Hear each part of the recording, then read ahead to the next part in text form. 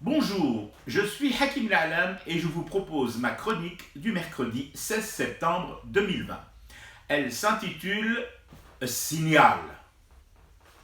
Je ne sais pas comment je suis parvenu jusqu'à vous ce mercredi. Peut-être un miracle, ou un hasard, ou une fenêtre spatio-temporelle dans la bulle du temps. Ou alors, d'ailleurs, à la réflexion, suis-je vraiment parvenu jusqu'à vous? Je ne peux même pas consulter les pages du soir pour savoir si ma chronique a été publiée. J'ai l'impression d'être le dernier habitant sur Terre et de parler à une CB, une radio de transmission antique crachotant tout sauf des signaux de paroles humaines intelligibles.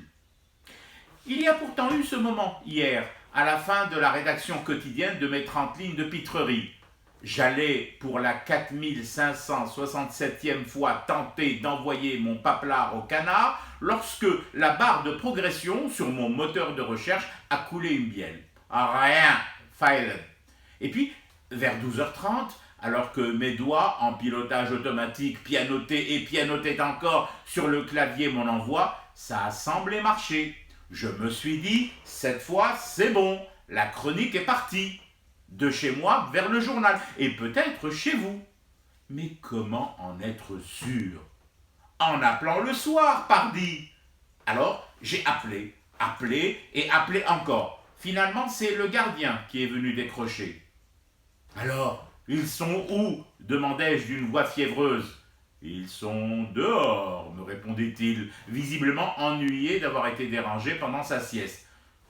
Mais enfin, qu'est-ce qu'ils foutent dehors? Demandai-je encore, revenant à la charge comme tout bon journaliste que je ne suis pas. Il cherche le signal, lâcha-t-il, avant de raccrocher sèchement. Je crois que c'est là, oui, à ce moment précis, que j'ai enroulé le fil du téléphone en boucle coulante autour du lustre au plafond. Puis, dans la boucle, j'ai placé mon ordinateur, serré fort le nœud et enfin, j'ai retiré brutalement la chaise en dessous.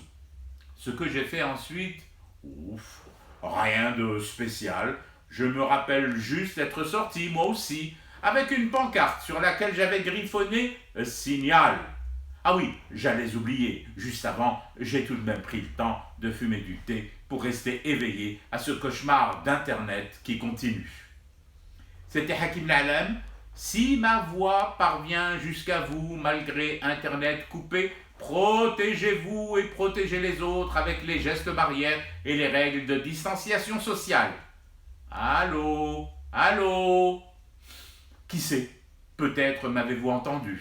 Alors, à demain!